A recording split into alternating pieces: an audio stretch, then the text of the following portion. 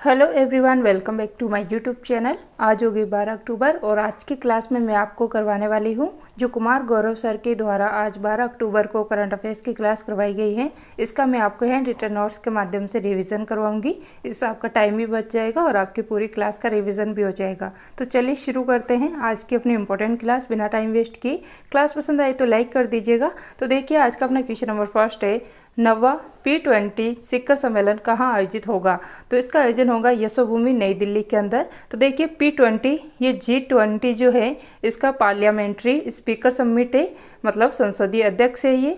तो इसमें क्या है कि इसका होस्ट है भारत के अंदर नई दिल्ली में स्थित यशोभूमि के अंदर इसका आयोजन होने वाला है, जो कि एक एक्सपो सेंटर है।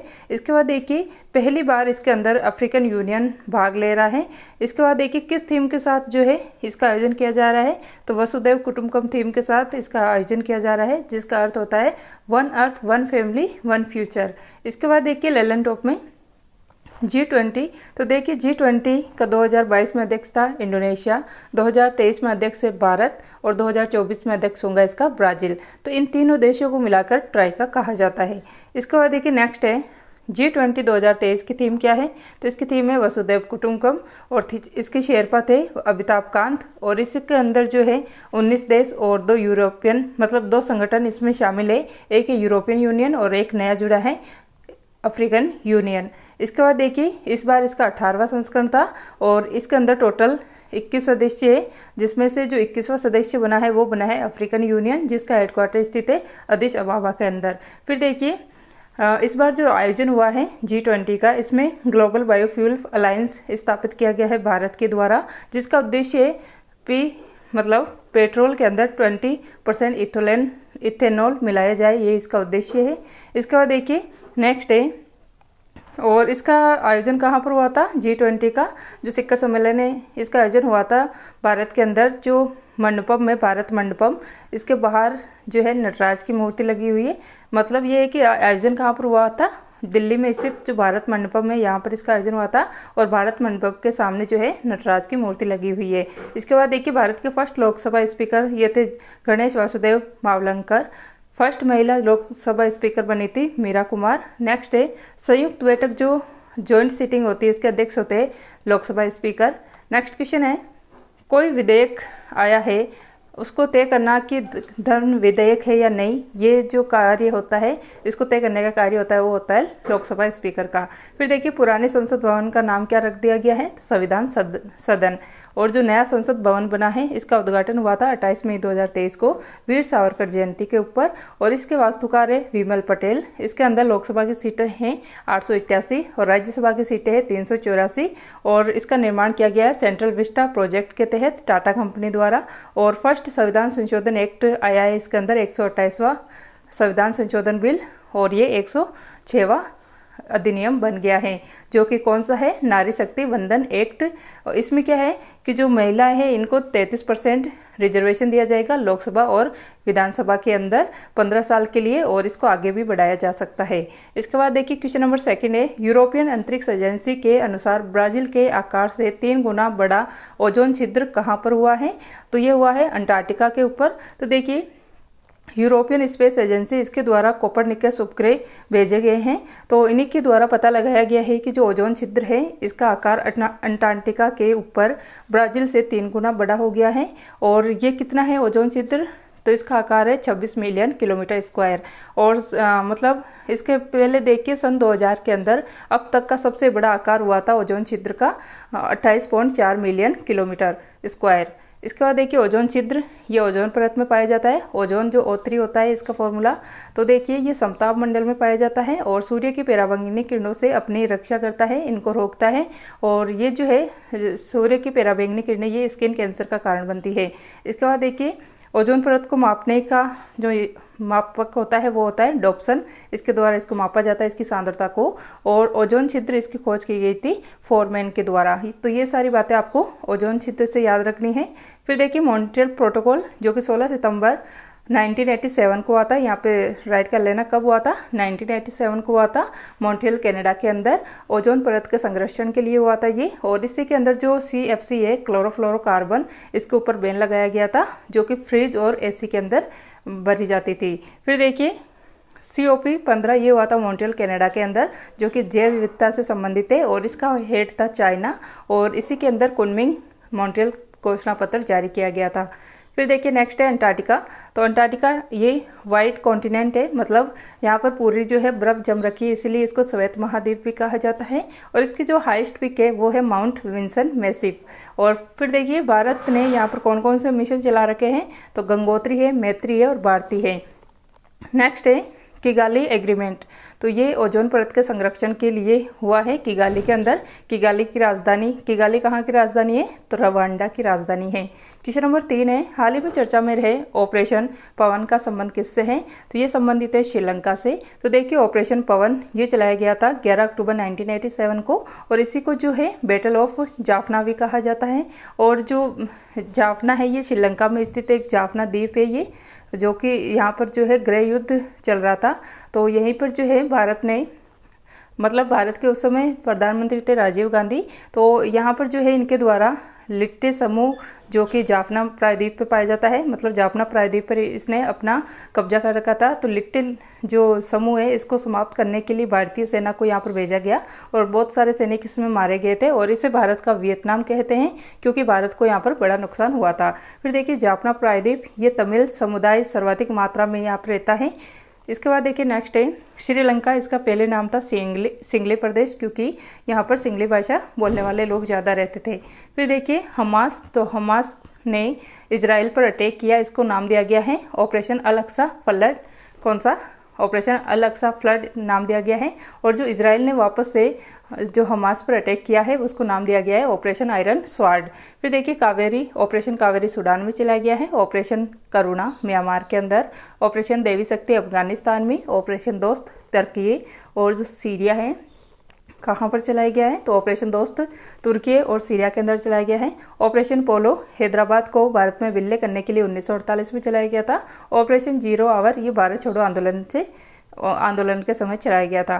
फिर देखिए क्वेश्चन नंबर 4 है, हाल ही में चीन के BRI प्रोजेक्ट के तहत जो पद्मा ब्रिज रेल लिंक है कहाँ पर प्रारंभ हुआ है, तो ये प्रारंभ हुआ है बांग्लादेश के अंदर। तो देखिए पद्मा ब्रिज रेल लिंक, इसकी लंबाई है 82 किलोमीटर, और इसका प्रारंभ किया गया है बांग्लादेश में शेख हसीना जो कि यहाँ की प्रधानमंत्री हैं, और इसका निर्माण किया गया है BRI के द्वारा, BRI प्रोजेक्ट के द्वारा इसका निर्माण किया गया है, जिसकी फुल फॉर्म होती है बेल्ट रोड इनिशिएटिव। और इसी का दूसरा नाम है मतलब वन बेल्ट वन रोड, जिसे OBOR भी कहते हैं। और ये किसकी परियोजना है, तो ये चीन की परियोजना है। इसके बाद देखिए भारत। तो भारत और बांग्लादेश के मध्य मैत्री पाइपलाइन चलाई गई है, डीजल सप्लाई के लिए ये पाइपलाइन चलाई गई है। फिर देखिए 3 बीघा कॉरिडोर, ये भारत और बांग्लादेश के बीच इसका एग्रीमेंट हुआ है, जो सोवा संविधान संशोधन हुआ था इसके तहत। फिर देखिए तीस्ता नदी जल विवाद ये भारत और बांग्लादेश के मध्य है, और तीस्ता नदी ये ब्रह्मपुत्रा की सहायक नदी है। फिर देखिए क्वेश्चन नंबर 5 है, 360 one health Hurun India rich list 2023 के अनुसार भारत के सबसे अमीर व्यक्ति कौन है, तो इसके अनुसार भारत के सबसे अमीर व्यक्ति है मुकेश अंबानी। तो देखिए रिच लिस्ट 2023 जारी हो गई है, तो इसमें भारत में फर्स्ट जो अमीर है वो है मुकेश अंबानी, सेकंड पर है गौतम अडानी, और थर्ड पर है साइरस पूनावाला जो कि सीरम इंस्टीट्यूट पुणे है, और इसी के द्वारा जो है कोविशील्ड वैक्सीन बनाई गई थी। फिर देखिए क्वेश्चन नंबर नेक्स्ट है ललन टॉप में देखिए लॉजिस्टिक परफॉर्मेंस इंडेक्स, इसमें भारत की रैंक है 38, और ये जारी किया जाता है वर्ल्ड बैंक के द्वारा। ग्लोबल फायर पावर इंडेक्स, इसमें भारत की रैंक है 4th। वैश्विक खुशहाली और जो शांति सूचकांक है इसके अंदर भारत की रैंक है 126। एशियन गेम्स 2023 में भारत की रैंक है 4th। Global gender gap index, इसके अंदर भारत की रैंक है 127, और इसको जारी किया जाता है वर्ल्ड इकोनॉमिक फोरम के द्वारा। प्रेस फ्रीडम इंडेक्स, इसमें भारत की रैंक है 161। टोक्यो ओलंपिक, इसके अंदर भारत की रैंक है 48। इसके बाद देखिए क्वेश्चन नंबर 6 है, हाल ही में दक्षिण एशिया का पहला एयरक्राफ्ट रिकवरी ट्रेनिंग स्कूल कहाँ पर प्रारंभ हुआ है, तो ये प्रारंभ हुआ है बेंगलुरु कर्नाटक के अंदर। तो देखिए ARTS मतलब एयरक्राफ्ट रिकवरी ट्रेनिंग स्कूल, ये प्रारंभ किया गया है बेंगलुरु कर्नाटक के अंदर, और ये साउथ एशिया का पहला ARTS है। तो इसमें क्या है, जो एयरक्राफ्ट दुर्घटनाग्रस्त होते हैं उनको फटाफट से उनकी रिकवरी करना, ये इसका उद्देश्य है। फिर देखिए ललन टॉप में एशिया की सबसे बड़ी हेलीकॉप्टर निर्माण फैक्ट्री ये कहाँ पर स्थापित की गई है, तो तुमकुरू कर्नाटक के अंदर, और इसका निर्माण किया गया है हिंदुस्तान एरोनॉटिकल लिमिटेड के द्वारा। स्टैच्यू ऑफ प्रॉस्पेरिटी ये स्थापित की गई है बेंगलुरु के केम्पगौड़ा एयरपोर्ट के अंदर। फिर देखिए सबसे लंबा रेलवे प्लेटफॉर्म ये बन गया है सिद्धरूदा स्वामी प्लेटफॉर्म। नेक्स्ट है यूनेस्को में शामिल भारत की नवीनतम और 42वीं वर्ल्ड हेरिटेज ये है होयसल मंदिर समूह जो कि कर्नाटक में स्थित है। फिर देखिए क्वेश्चन नंबर 7 है अंतर्राष्ट्रीय बालिका दिवस 2023 कब मनाया गया है? तो ये मनाया गया है 11 अक्टूबर को। तो देखिए अंतर्राष्ट्रीय बालिका दिवस ये 11 अक्टूबर को मनाया गया है और पहली बार ये 2012 में मनाया गया था और ये 2011 के अंदर इसका प्रस्ताव पारित हुआ था। फिर देखिए इस बार 2023 में इसकी थीम है बालिकाओं के अधिकारों में निवेश करना, ये इसकी थीम है। इसके बाद देखिए राष्ट्रीय बालिका दिवस ये मनाया जाता है 24 जनवरी को। नेक्स्ट है लैंड टॉप में देखिए महिला दिवस नेशनल मनाया जाता है 13 फरवरी को और इंटरनेशनल मनाया जाता है 8 मार्च को। हिंदी दिवस में देखिए राष्ट्रीय मनाया जाता है 14 सितंबर को और अंतर्राष्ट्रीय 10 जनवरी को। शिक्षक दिवस में राष्ट्रीय शिक्षक दिवस 5 सितंबर को मनाया जाता है, जबकि जो अंतर्राष्ट्रीय शिक्षक दिवस है ये मनाया जाता है 5 अक्टूबर को और 5 अक्टूबर को ही राष्ट्रीय डॉल्फिन डे भी मनाया जाता है। क्वेश्चन नंबर 8 है हाल ही में भारत हेवी इलेक्ट्रिकल्स लिमिटेड का निदेशक किसे नियुक्त किया गया है? तो इसका निदेशक नियुक्त किया गया है बानी वर्मा को। तो देखिए जो BHEL है भारतीय जो भारत हेवी इलेक्ट्रिकल लिमिटेड है इसकी स्थापना हुई थी 1964 को और इसका निदेशक डायरेक्टर अभी नियुक्त किया गया है बानी वर्मा को। लैंड टॉप में देखिए महारत्न कंपनी कितनी है भारत में? टोटल अभी 13 है और 13वीं है ऑयल इंडिया लिमिटेड जो कि नवीनतम है। नौसेना के उप प्रमुख ये बने हैं तरुण सोबती।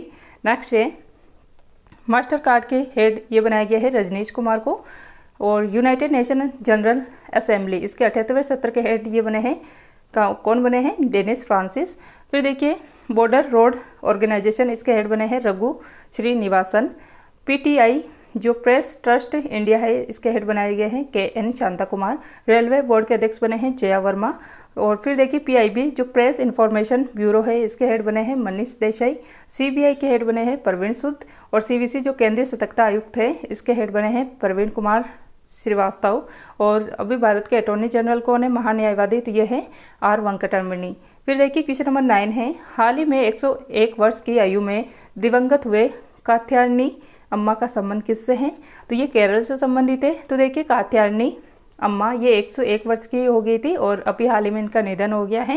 केरल की रहने वाली है ये। तो केरल के अंदर जो साक्षरता अभियान चलाया गया था इसमें इनको पोस्टर गर्ल के रूप में रखा गया था और ये कभी भी स्कूल नहीं गई थी लेकिन इनको सीखने और सिखाने की जिज्ञासा थी, ये लोगों को प्रेरित करती थी। इसके बाद देखिए ललन टॉप में दिलीप महानलोविस जो कि जिनके द्वारा ORS गोल की खोज की गई थी और साथ ही में जो बालकृष्ण दोषी है ये एक आर्किटेक्चर है, वास्तुकार है। तो इन दोनों को इस बार पद्म विभूषण मिला है और इन दोनों का निधन हो गया है। फिर देखिए MS स्वामीनाथन जो कि भारत में हरित क्रांति के जनक है, इनका भी निधन हो गया है। नेक्स्ट है विश्व में हरित क्रांति के जनक कौन है? तो यह है नॉर्मन बोरलॉग और इस बार ये अवार्ड दिया गया है नॉर्मन बोरलॉग अवार्ड स्वाति नायक को। और जो हरित क्रांति शब्द है ये दिया गया है विलियम गॉड के द्वारा। क्वेश्चन नंबर 10 है हाल ही में न्यायिक सेवाओं में EWS के लिए 10% आरक्षण की घोषणा किसने की है? तो इसके अंदर 10% के आरक्षण की घोषणा बिहार राज्य के द्वारा की गई है। तो देखिए न्यायिक सेवा, लॉ यूनिवर्सिटी और साथ ही में जो लॉ कॉलेज है इन तीनों के अंदर 10% आरक्षण जो है EWS कैटेगरी को दिया जा रहा है बिहार के द्वारा, इसकी घोषणा की गई है।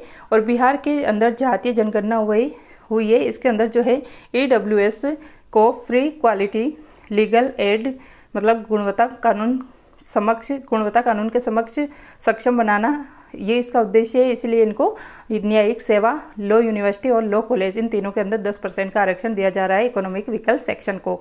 इसके बाद देखिए नेक्स्ट है EWS जो इकोनॉमिक व्हीकल सेक्शन है इनको 10% आरक्षण दिया गया है भारत में 103वें संविधान संशोधन के द्वारा 2019 का जो ये संविधान संशोधन है।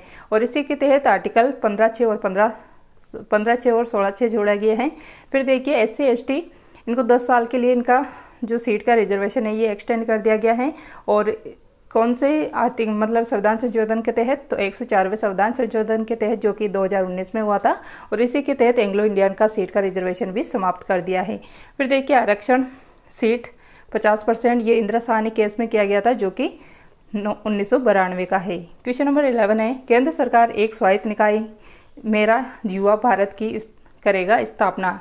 किस की स्थापना करेगा केंद्र सरकार? मेरा युवा भारत। तो ये थी आज की अपनी क्लास। आई होप आपको ये क्लास पसंद आई होंगी। क्लास पसंद आई हो तो ज़्यादा से ज़्यादा शेयर जरूर कर दीजिएगा और कमेंट करना ना भूले। और साथ ही में चैनल पर नए हो तो चैनल को सब्सक्राइब करके बेल आइकन को प्रेस कर लीजिएगा और लाइक जरूर कर दीजिएगा। तो मिलते हैं नेक्स्ट क्लास में। क्लास देखने के लिए थैंक यू।